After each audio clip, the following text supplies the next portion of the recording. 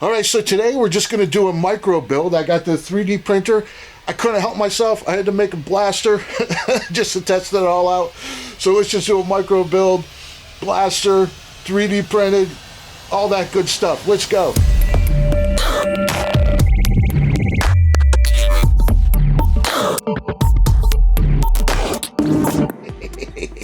How's it going? Anthony Fro here, Great Sci-Fi. Today we're going to do a little micro build, right? So, got the 3D printer, been doing test prints, making, tests and painting things, and I'm about to make like an original blaster, right? Or more like a kit bash blaster. But, you got to test everything, right? So, I just wanted to go ahead and make a blaster before I made the one, right? But it was working out so cool and I was getting so excited that I figured, I'm just going to film this. And this is a test almost also of, I'm going to present this stuff as well. So, and also it's a micro build because it's not a lot going on building wise as usual. It's more like printing and finishing. So, I don't know. I'm figuring this all out, but I was excited to share with you. So, method to the madness, right? So, in a few videos previously, I printed the Darth Vader, right? So, why, right? I always like to multitask.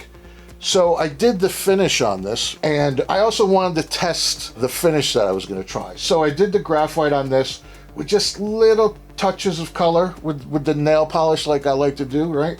And yeah, so that came out really cool. So I found this 3D blaster on Thingiverse.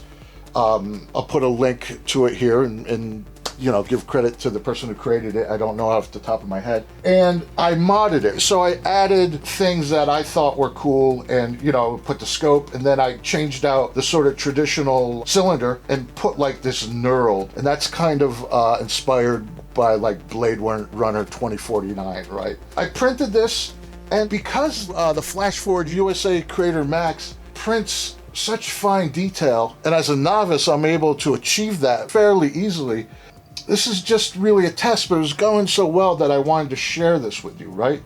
So, let's get into assembling this, right? Because we have to print it in pieces, and that's a new thing to me. So, I'm sure I didn't do it the most optimal way, but you gotta do it. You gotta be in it to win it. You gotta figure this stuff out, right? So let's go ahead and finish this. And so I'm going to glue it together and then do a treatment on it, and we'll see what we come up with. But yeah, so we're sponsored by the FlashForge USA Creator Max, and this has just been really exciting. So let's do this test, this micro build, and see what we come up with. All right, I'm rambling because I'm like, new process, procrastinate. Let's get in there. Like I said, micro build, basic tools. We just got sandpaper, sanding sticks, emery boards, steel wool, the printed parts. Oh, the printed parts, so exciting. And some CA glue. And some epoxy. All right, so the first thing I got to do is fit together all these prints. Now, like I said, this is a test. I'm learning, so I'm going to CA glue these together. But right off the bat, I'm learning that, a previous model that I printed, all the pieces were components, not literally sliced like I did. Like the handle would be different and a barrel would be separate. And I understand that now because even though it's the computer, it's exact, these things fit together perfectly. I think more mechanical connections will end up with a better result. But for now, this is what we got. It's the first time, right? So this is working fine. Got the CA glue kicker. That helps move things along. And yeah, so now what I need to do is my print is not like glass on the back. It's a little rough because, again, I'm just learning. So I was doing things like glue, and so it's a little bumpy back there. So all I'm going to do is sand this flat. Now, as far as my personal shop, I don't have a sander, right? A disc sander, or like a bench sander. So now I'm like Okay, I'm gonna have to go to Harbor Freight. I think having, you know, like a tabletop belt disc sander is something that's going to be useful and beneficial in the future with my 3D printing. So now, you know, just sanding, more sanding, and I'm just getting these to line up, and, you know, we're getting close. And now I'm just fine tuning it. You know, I can see the high points. Got to glue this together. And again, like I said, this is going to work, but I would prefer to have it be components. Okay, so now I'm going to clean everything off with the isopropyl alcohol so that I can get a nice firm connection. So just going to clean this off. And now here, I'm putting on the CA glue, and in my head, I'm thinking, all right, you got to do this quick. This is kind of a large object. I'm psyching myself up, and let me just hit the pause button here. And yeah, holy geez. So off camera, I start freaking out. I'm like, So I didn't film this. So I got out a few of my thin knife tools, and I was able to separate it. So here I did what I should have done in the first place, and I used 5-minute epoxy. Again, it was an emergency, so it happened off camera. But basically, the 5-minute epoxy is the way to go with this, because it gave me the 5 minutes to just line everything up perfectly. And, you know, I could have cut out the super glue part, but, you know, this is a test, and I just wanted to share that with you, why, in some cases, 5-minute epoxy is preferable. So now the other thing to deal with by printing it the way I did is, you know, I have this seam running down the middle. So typically, you know, I deal with the seam when I do toy guns, but, you know, I'm printing a custom thing, so why not be smart and do something to eliminate the seam? So broken record here. I definitely, next project will be components, not just down the middle. All right, so now I get to work in sanding this. I know how to erase a seam. Now, I'm going to clean this up before I add the filler. Now, typically, I would add Bondo, right? So this is just a test, and I think, you know what? I think with this seam, I think I can just get away with doing just a air dry filler, just the filler, what you usually do the fine filling with, right? So I don't know, like anytime you think that you're going to skip a step or cut down on time or make it easier, it always should be a red flag that, I don't know, it's never that easy, right? So here, I'm just, you know, doing my final prepping, sanding, toothing up the area. I don't have compressed air in my shop, so what I like to do is I have the shop vac, you know, and you run it backwards where it's blowing out air. That's sort of like the poor man's air tool. So here's what I've been rambling about. So I got the air drying spot putty, and I'm going to fill the seam with that. Now, you know, at first glance, it does the job, right? But in hindsight, this should be Bondo, right? And I have plenty of videos on my channel where I do Bondo. Like I said, this was a test. I was cutting corners, and also this is new material. So, you know, I wanted to try the easiest thing first, where if, for example, this had worked, that would have been awesome, right? So here, you know, this is the future me. At this time, I'm sanding. I don't realize that this is not going to work so great. So, you know, what you do here is you just want to sand it. You want to get most of that material off. All you want to do is just fill the cracks, right? Or the scratches or the pinholes, whatever you're using it for. So, you know, this is, you know, me in the past, and I'm kidding myself. And it's like, here I'm starting to see like that's not working great. So I am going to hit it with filler primer. You want to do that anyway, right? So this is also going to help with a lot of the printing lines. So now with the primer, you know, it's obvious that, yeah, that didn't do a great job. So, you know, we're going to throw a bad idea after a bad idea. So I'm going to refill it again.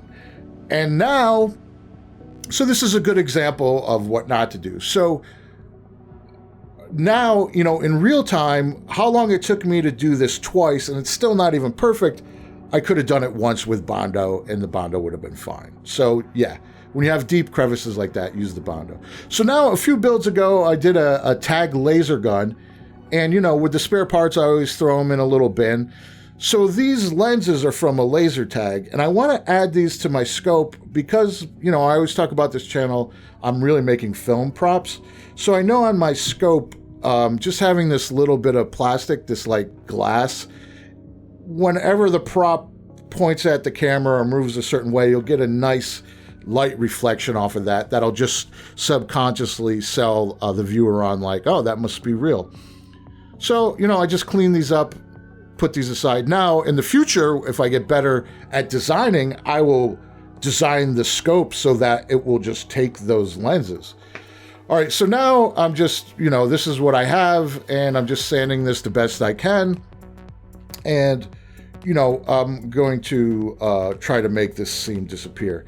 And, you'll see in the final product, that's probably the one thing that didn't work out for me, is the seam is not great. But like I said, this is a test. Now I know that forever going forward, my prints will not be printed and have the seam like that. And you can see here, it does look like it's okay, but again, this is future me saying to pass me, it's not gonna look that great. But that's little, and I've dwelled on that for too long. So now I'm just fitting these little caps on the scopes that will, once it's all finished, I'll take the tape off there, and that'll be a nice, like, glassy reflection. So now I really like this Rust-Oleum primer gloss paint because it goes on really heavy, and then it helps to fill in a lot of the printer lines. And again, at this point, I'm thinking that I'm going to do a graphite treatment on it, so I want the gloss black. So what I'm doing now is I'm taking the time to mask off all the components that I want to do anodized, right? So since this is the future, sci-fi, the one thing I did is I replaced that traditional sort of, the cylinder for the bullets with this knurled sort of futuristic thing. And then what I want to do to sort of make that pop is I'm going to do an anodized treatment on this, right? And the anodized is two steps. First, I have to mask off the parts that I want to anodize, and then those are going to get like a silver metal base coat, right? And then the anodized paint is transparent, so that's what gives it that sort of candied anodized look, right? So I hit it with the base coat, and then I'm going to hit it with the blue anodized. And I think, that's going to really sell it. So here you see how silver that is, right? So it's almost the same theory as, when we do chrome or graphite, you put that glossy black coat. You want a really metallic over the top. And because this is the base coat, that's why it's so stark and sort of pops out, right? This is still early phasing.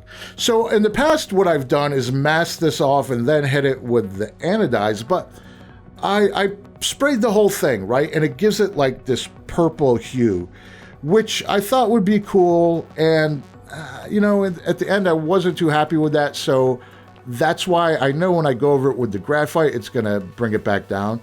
So here I have this technique that I do in a lot of my videos. I really like to take the Plastidip, the truck bed liner. It's like rubberized. And anytime I have like a hand grip or something like that, I really like to paint it with that because it reflects light differently. And just for the actor, it just feels really good.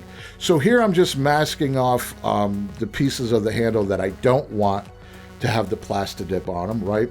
And, once you have like coats of paint like this with the knife, you can run the knife in there really deep when you're masking because it's almost reaffirming that line that you're creating. Now here it might look like overkill, but trust me, if you just get a little overspray on something you don't want to spray on, oh my God, it's such a waste of time, right? So it's worth it to do that.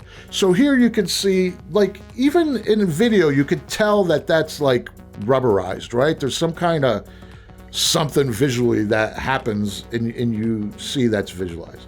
All right, so now again, a test. I'm thinking I'm going to do this whole thing in graphite, but this project really tested all of my skills because it was one of these instances where all of my first ideas didn't work the way I thought, but you don't give up. You keep pushing on and you try other things, right? Because it always can be made to work. So I did the graphite on there, and then now I'm just doing a silver dry brush, right? We're just gonna highlight these anodized pieces because we wanna give them a little life, right? This is definitely not out of the factory. And this is working good, but the anodized with the graphite, it's still too glossy. It still looks like a model to me. So now I'm gonna do my wash, right? So I have these water-based oil paints that are great. So what I do here is I go really heavy with the black because I'm basically erasing that graphite that I did. And also the graphite was good because that helped to tone it down from that more purple color from the anodized.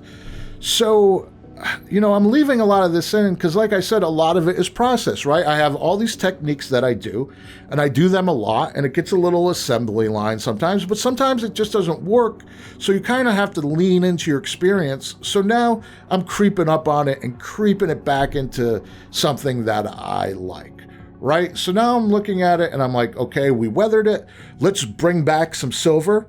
The rub and buff is perfect for that. So silver rub and buff is very, very finicky, right? You can, in a snap, you can put on too much. So you gotta, you know, I always, right before I put my finger down, it's like, rethink it, okay, we're good. So now I'm creeping up on it, and now it's like, oh man, now it's too silver, right? Okay, so I go into my powders. So now I have my weathering powders.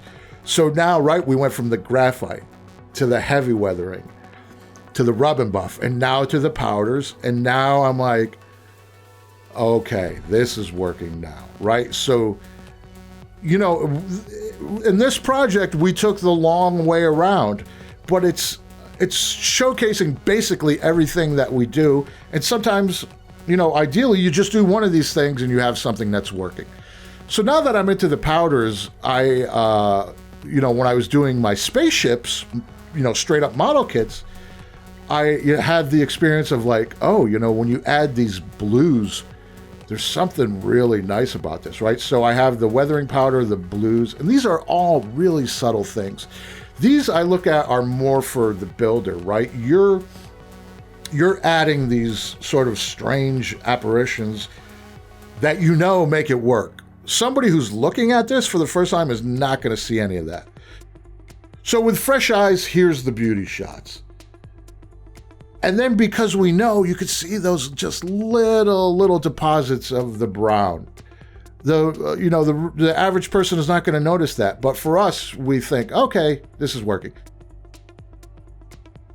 And there, right there that's how bad that seam is. But this is a test, and I assure you that'll never happen again. But all in all, I'm happy. That looks really good. I'm really happy with that. Yeah, our very first 3D printed prop. Wow, long time coming.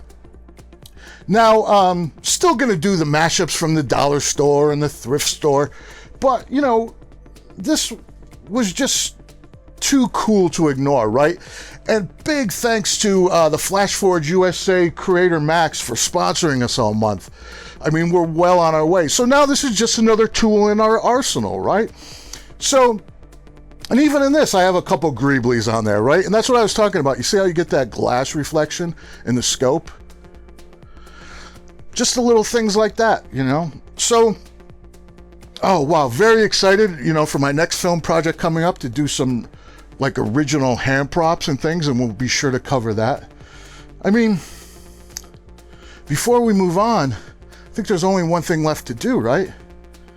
We've never shot a 3D prop before. I guess we gotta fire it up. They should work just the same. I think it's, oh, okay, that's it. Whoa! They're a little faster than the mashup props.